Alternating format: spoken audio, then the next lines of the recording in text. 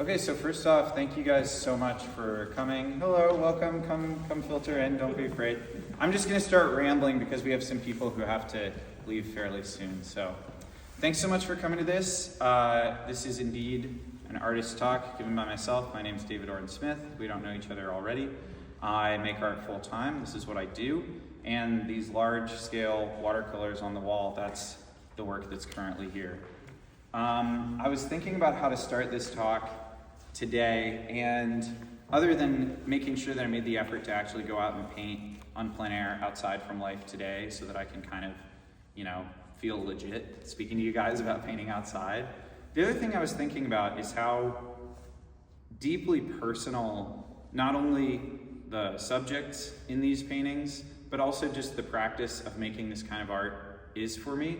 And so the way we're gonna do this is I'm gonna ramble a little bit up here, kind of talking head style, and then we're just gonna go bay to bay and look at either two or one of the works at a time. So if you have burning questions, you're always free to throw your hand up while I'm talking up here for this first 10 minutes or so. But if you can just maybe make a mental note and hang on to them for a minute, there'll be tons of time for questions as we go down, because that's really where I want to get in. Any curiosities you have about what I'm doing and how it works specifically, that's kind of the time.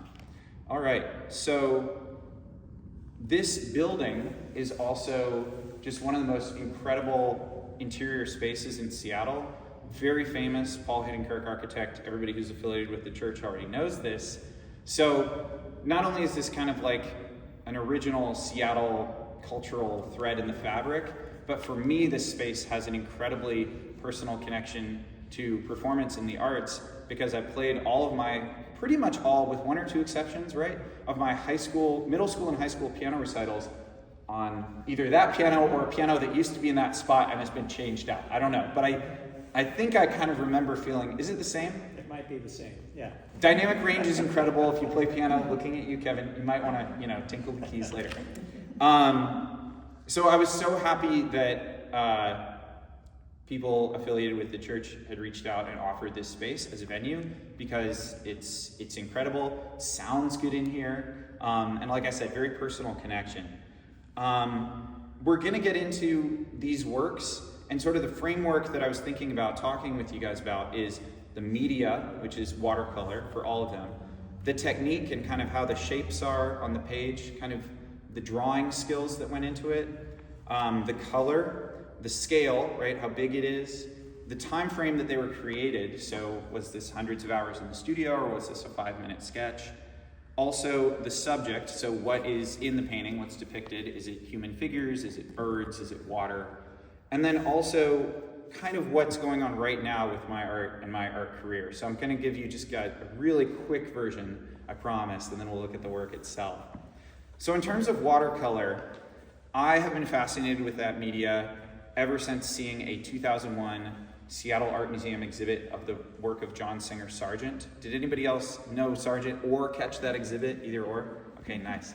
I didn't even know you could make watercolors that look like that. If you haven't seen his watercolors, I would call them superlative. And standing before them, it wasn't necessarily the feeling that, oh, what a good watercolor, what impressive technique. I felt like I was in Venice. I felt like I was in the cities depicted. Similar to his portrait work, when you look at a Sargent oil portrait, you feel like you're sitting in the room with the person. You're not looking at a painting, you're looking through the painting to that subject.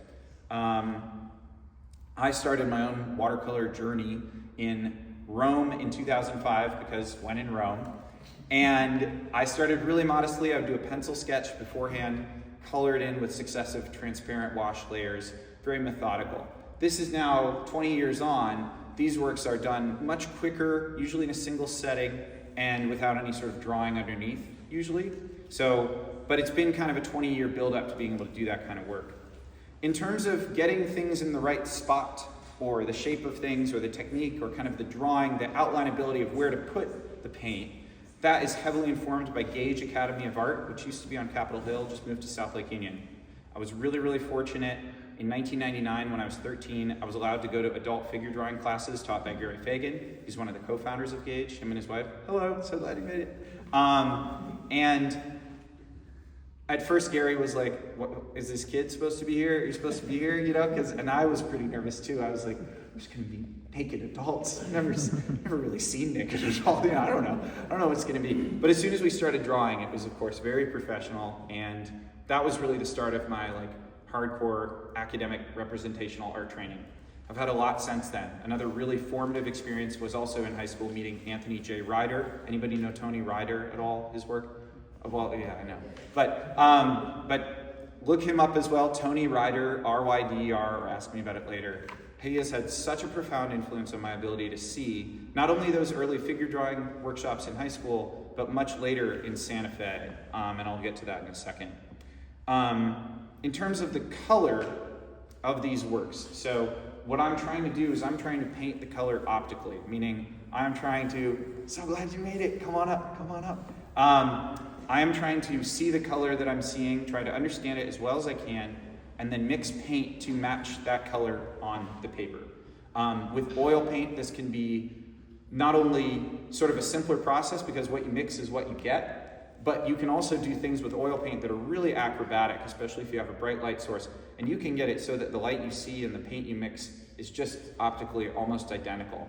Now, I won't say that I am, that good that I'm making optically identical work. Don't misread me. But I couldn't really see in that way of seeing the true colors until I went and studied in Santa Fe for 6 months with Tony Ryder.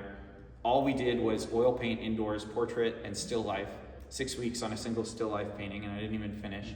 But it was that kind of really pushing what's possible to see and what's possible to paint. Think like the Dutch optical tradition, like Vermeer type stuff, where you're really just, you're going for, I would call it photorealism, but we're not using photos. We're just using our eyeballs and mixing oil paint. In terms of the scale of these works, so how big, how small, I did not start just one day doing 30 by 42 watercolors plein air. I was starting with sketchbook size stuff, about like this, and then working my way, actually even smaller. I started, it's hilarious, if any of you grab the little colored postcard that we have for this exhibit, that's actually the scale I started at. And I think actually looking back, the very first sort of little watercolory thing I ever did was a sunset or sunrise. I don't know if you remember that. And it was a card to my folks, a Valentine's Day card or something. So I wanted to give myself, gradually with watercolor painting, I was like, okay, I'm pretty good at making, this size stuff. I'm like, but I go to these museums and I see waterfalls that are like the size of waterfalls. And I was like, well, I don't necessarily see that in watercolor, but why not? So, went from this size to about this big, up to about that big, and then twice that big, and then about 4 times that big. So 40 by 60 inches, which is double the size of the largest work here. Those 40 by 60 pieces are accounted for elsewhere right now, so unfortunately we can't show them, but that's how far I've pushed it so far. And if you're wondering about well, how is that possible? If you can write your name on a check, if anybody uses checks anymore, I'm guessing that your signature on a check versus your signature on a chalkboard or whiteboard, fine, for a classroom, it's gonna be your signature, but one's 100 times the scale of the other. So that was my logic in scaling up with watercolor, why not, And yeah, it was pretty scary at first, and I definitely wasted some really expensive paper with some terrible paintings, and still do, but that's kind of how that gradually over time was driven by a need to feel like when you're standing in front of these pieces, you're in that landscape, right? You're not looking at a teeny tiny little window through. In terms of the subject matter, so all of these were made out of doors, on location, natural light, usually in a pretty limited time frame. I have discovered recently in the last year or so this world of plein air painting in these plein air events. So it's a bunch of artists coming into town, whether it's in Texas or Maryland or wherever, and we're making new work on the spot for that week or however long the event is. And then at the end, they'll have an exhibition and they'll have awards and they'll bring out, prospective clients to buy the work. And it's just this whole world that I didn't even know existed until about this time last year. And I got into my first one, which was in July, went really well, and I've just been doing as many of those as I can since. So a lot of these works, with maybe 2 exceptions, I think, were made during these events, where I go somewhere usually I haven't been before, and I get to paint on the spot, kind of under pressure, right? Because you do need to put it up on a wall at the end of the week or something. You gotta have something. So we'll talk a bit about that too. But it's really fun because this is kind of what I was already interested in doing, was traveling around and making art on site. And it's also really in line with asking myself questions as a young person about, how did somebody like John Singer Sargent get so good? And his life was kind of painting all day, every day, society dinners every night, a lot of travel, a lot of spending time up in the mountains and out in the wilderness, painting with his painting friends, kind of all over the world. So if I'm, inspired by that kind of work, I will look a little bit beyond just kind of the technique, right? But actually looking at sort of the lifestyle of these artists that I'm just brilliantly inspired by. Because if you want to make work that is as exciting to yourself as you see in their work, chances are you're going to have to bite that bullet and do some of the things they do. Society dinners every night, I haven't lined up yet. But the painting all day, every day, that's pretty, that one I got down. So right now, with this plein air world, I did the first event last July, and it actually got me guaranteed entry to the same event this July. So my idea was, all right, well, I'm going to push this for a whole year and just see what happens. And as some of you in the audience already know, because I won't shut up about it maybe, it's really kind of changed my life and my artistic trajectory already. But the biggest thing that it's done, which is what I was really hoping out of it, and also simultaneously worried that it might not, was that it has helped me improve my work just a lot, even in the last 6 months. I think that having these events and having these sort of extra incentives to go out and get out in the world and get your butt out the door is phenomenal for anybody who's looking to expand their practice, right? It's just this other kind of step. I had already been doing tons and tons of plein air painting, watercolor stuff, big scale in Seattle, but then to take it to a new audience and see like, okay, this isn't just me getting really good at painting the same stuff in Seattle. This can be applied in theory anywhere that you can, see what you're looking at and then paint it. And also, even I learned this week, just last week, that temperature is no longer a barrier, because a really good artist friend of mine, I thought this was a hokey trick that amateurs did that didn't actually work, but you can mix vodka into the water. It prevents it from freezing. It's a real thing. So hilariously in this bag, not suggesting we break into it, but there's a big old bottle of vodka in there that's just for mixing with water, and it works.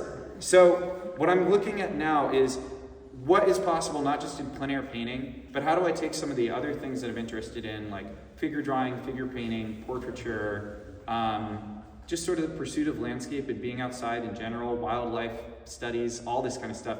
And how do I kind of fuse these disciplines? Like, how do I push it even more? So that is about as fast as I can get through that part. Now we're just going to look at the work. We're going to go down. So you feel free to remain seated. You could probably hear from back there, but if you want to come over and join me over there, that would be great.